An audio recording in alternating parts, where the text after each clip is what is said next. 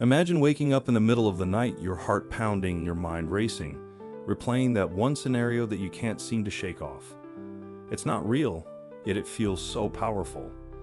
Why do these stories, these narratives we create in our heads, hold such immense power over us? Welcome to today's exploration of how the stories we tell ourselves can be the fuel that drives our anxiety, and more importantly, how we can start to rewrite them. Anxiety is a word we hear often. It's that feeling of unease, that inner turmoil that seems to bubble up from nowhere. But have you ever stopped to think about the stories you tell yourself when you're anxious? These narratives might be simple: I'm not good enough, or something bad is going to happen, but they hold a lot of weight. In this video, we're going to unpack how these stories shape our worries and why understanding this process is crucial for managing anxiety. Whether you struggle with generalized anxiety disorder, GAD, or just occasional bouts of worry, understanding the role of storytelling can be a game changer. 1. The power of narratives. From the earliest days of human civilization, storytelling has been a core part of who we are. We tell stories to make sense of the world around us, to pass down wisdom, and to connect with others. But there's another kind of storytelling that happens inside our minds, internal narratives that shape our perception of reality. When it comes to anxiety, these internal narratives often focus on fear, uncertainty, and doubt. They're the what-if scenarios that run wild in our minds, convincing us that danger is lurking around every corner, even when there's no real threat. But why do we create these stories? It's simple. Our brains are wired to protect us. When we're faced with uncertainty, our minds try to fill in the blanks to prepare for any possible outcome. Unfortunately, this often means jumping to worst-case scenarios, which can fuel our anxiety. Take, for example, the story of a person who is about to give a presentation at work. Their mind starts spinning a tale. What if I mess up? What if everyone thinks I'm incompetent? What if I get fired? These thoughts spiral into a full-blown narrative that feels real, even though none of it has actually happened.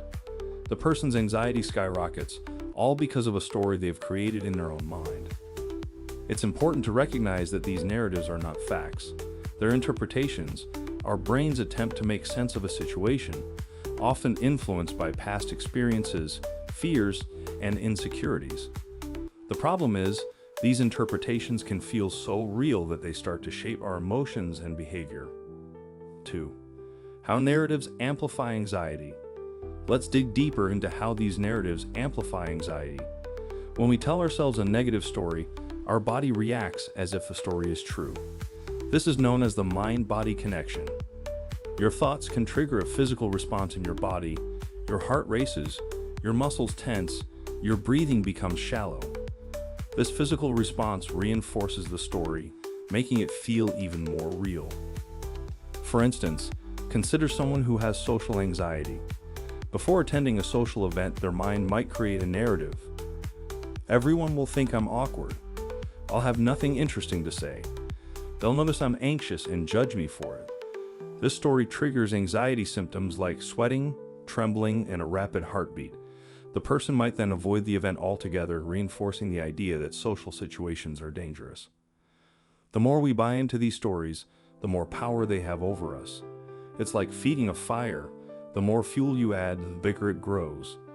Over time, these narratives can become deeply ingrained, leading to chronic anxiety and avoidance behaviors that limit our lives. But here's the thing. Just as easily as we create these anxiety-inducing stories, we can also rewrite them. The first step is becoming aware of the narratives you're telling yourself. Are they based on facts, or are they a product of your fear? Awareness is key because it gives you the power to choose a different story. 3. Rewriting your story. Now that we've identified the power of our internal narratives, it's time to take control and start rewriting them. This doesn't mean ignoring your anxiety or pretending it doesn't exist. Instead, it's about changing the way you respond to the stories your mind creates. One effective technique is to challenge your narrative. Ask yourself, is this thought true? What evidence do I have to support it? Is there another way to look at this situation? For example, if your story is, I'm going to fail, challenge that by asking, what evidence do I have that I'll fail? Have I succeeded in similar situations before? What can I do to prepare better? Another helpful approach is to reframe the narrative. Reframing means looking at a situation from a different perspective. Instead of thinking, everyone will judge me if I make a mistake, try thinking, everyone makes mistakes, and they're an opportunity to learn. This shift in perspective can reduce anxiety by changing the meaning of the situation. It's also important to practice self-compassion. Often, our internal narratives are harsh and self-critical. We might tell ourselves, I'm not good enough, or I should be able to handle this better. These kinds of thoughts only add to our anxiety. Instead, try treating yourself with the same kindness and understanding that you would offer a friend. Remind yourself that it's okay to feel anxious and that you're doing your best. 4. The role of mindfulness and meditation. Mindfulness and meditation are powerful tools for changing your internal narratives. Mindfulness involves paying attention to the present moment without judgment. It's about observing your thoughts and feelings as they arise rather than getting caught up in them. When you practice mindfulness, you become more aware of the stories you're telling yourself. You might notice, oh, there's that thought again that I'm not good enough. Instead of getting pulled into the story, you simply acknowledge it and let it pass. This creates space between you and your thoughts, making it easier to challenge and change them. Meditation, on the other hand, helps to calm the mind and reduce the intensity of anxious thoughts. Even just a few minutes of meditation each day can make a big difference. By focusing on your breath or a calming image, you can train your mind to be more present and less reactive to anxiety-provoking narratives. A simple mindfulness exercise you can try is called noting. When you notice an anxious thought, simply label it thinking, worrying, planning, and then gently bring your focus back to the present moment.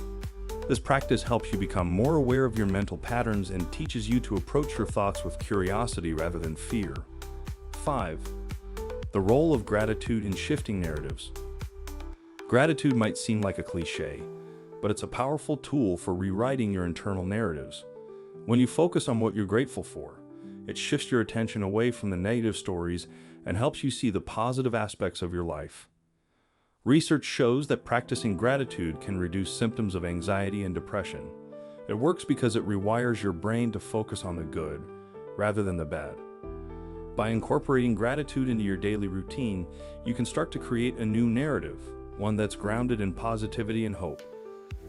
One practical way to cultivate gratitude is by starting a gratitude journal. Every day, write down 3 things you're grateful for. They can be big things, like a promotion at work, or small things, like a warm cup of coffee in the morning. Over time, this practice will train your brain to focus more on the positives and less on the anxiety-inducing stories. Gratitude doesn't just change your internal narratives, it can also improve your relationships and overall well-being. When you focus on the good in your life, you're more likely to feel connected to others and to experience a sense of peace and contentment. Taking the first step. Understanding the connection between anxiety and storytelling is just the first step. The real work begins when you start to challenge and rewrite the narratives that fuel your anxiety.